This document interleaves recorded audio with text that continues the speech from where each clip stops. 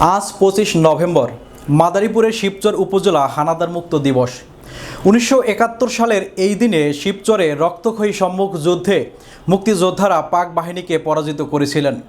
11 বছরের শিশু যোদ্ধা মাজেদ সহ যুদ্ধে 4 জন মুক্তিযোদ্ধা শহীদ হন, আর 18 জন হানাদার সহ তাদের দোসররা নিহত হন।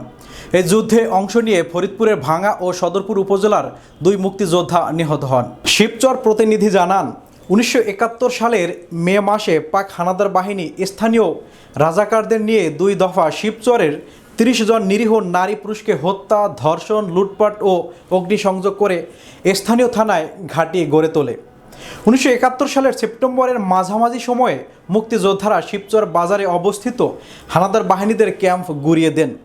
এরপর থেকে হানাদার বাহিনী ও তাদের দোসররা খুন, ধর্ষণ ও জ্বালাও পোড়াও বাড়িয়ে দেয়। 24 নভেম্বর রাত 3টায় স্থানীয় মুক্তিযোদ্ধা সহ ভাঙ্গা ও সদরপুর থানার মুক্তিযোদ্ধারা হানাদার বাহিনী ও রাজাকারদের আশ্রয়স্থল শিবচর থানা মুক্ত অপারেশন শুরু করেন।